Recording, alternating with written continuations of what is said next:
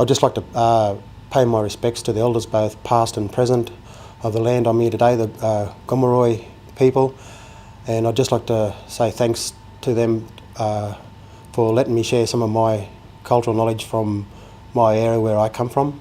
This is a fishing spear. We call this a dindi. It was mainly used as a fishing for piecing fish's body. As you can see, the prongs were set in a special way, so that when it pieced the fish's body, it'd open out, it'd spread out, and the fish, it'd get stuck on there, wouldn't fall off. So that was a pretty important weapon, was a fishing spear, and it was used mainly along the rivers, lagoons, along the lakes, out of Brewarrina, where the ancient fish traps were used, where the fish would come into the stone fish traps, and they'd spear. There'd be abundant fish back in those days. It would be cod, yellow belly, black brim, catfish. So that was our fishing spear. Up next we got a death or punishment spear. This was made by mulga wood or gidgee wood, whatever bush timber they could find from off the rivers.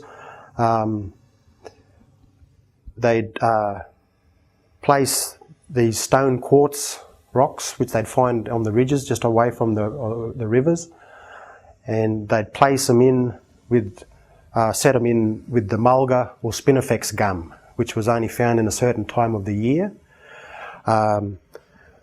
The tribal law was a very, very strong law compared to the laws of today. If there was an horrendous crime committed within the tribes, whether it been a murder or rape or child molestation, the men would be judged and put before the tribe, and the spear, this death or punishment spear, would be put through them. That was there for the crime. So, and not like the crimes, so a lot of our people get away with crimes today. Our law was a very strong one. Yep. So that was our death and punishment spear.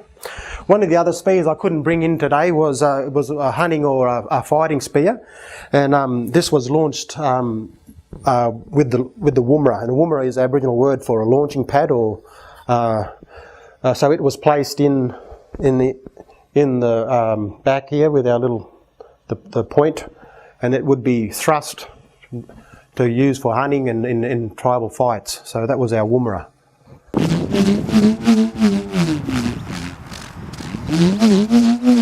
Up next we had a bull roarer.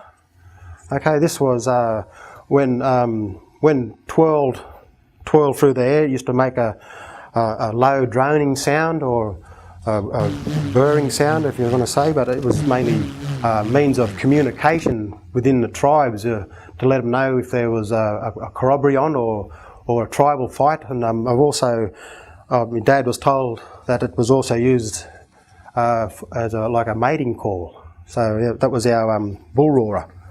Up next we've got a parry shield. This was used in tribal wars. It was mainly when the men would get down on their knees just to protect themselves. So it wasn't much of a big covering, but it was that little bit of a protection. So that was our shield. Okay.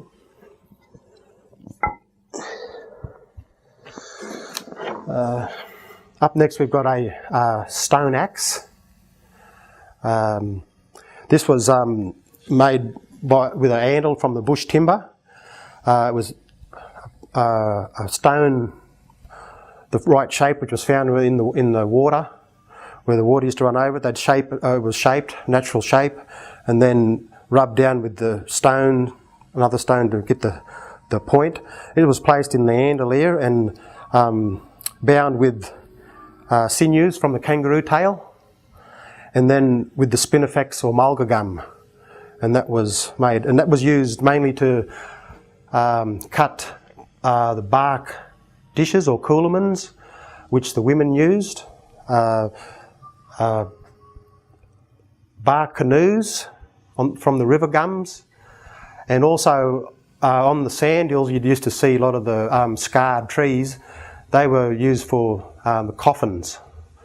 So if you've seen them out on the sand hills, they were coffins. They're also used to break open trees to get honey with the wild bees, and also to break the rotten trees open if there was grubs, rickety grubs and that in there. So that was our stone axe. Okay. This one is a bundi. It was also used for the same purpose for in tribal fights and hunting, and it was also used as a throwing stick for small animals and into flocks of birds. Nulla nulla was used in tribal fights for hunting. Up next we've got a battle axe. This is a Ngiambaa battle axe. This was used also in hunting and tribal wars, hand-to-hand combat fighting. It was a lethal weapon. Okay, so that was our battle axe. This was just a smaller version of the battle axe. We call this one a lil lil, and it was also it was used mainly for fighting and hunting too, and it was also used for throwing when they were hunting. Okay, so that was our lil lil. These were just our music clips or music sticks or clap sticks, and they were mainly used by the women and the men when there was corroborees on or dance, and so when they sang their music they used to use these. Right, so that was our clap sticks. This was a stone knife or an adze. It was similar to the stone axe where the rocks would be flaked off, sharp rocks, and put in a handle and bound with the spinifex gum or mulga gum, which was found only a certain time of the year when the sap was running. And it was mainly used for cutting up meat and the furs. Okay, so that was our stone knife. The baron or returning boomerang, this was used on the plains to throw into flocks of ducks or galahs. Also the young boys would play a game by drawing a circle and see who could catch it or get it closest to the circle. One of the main purposes it was used for was to snare the wild ducks. A giant net was set across a lagoon or waterhole.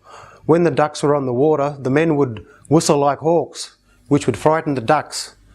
The boomerang would then be thrown over the ducks. They would swoop down into the nets, and many would be caught this way. The nets were made from possum and human hair.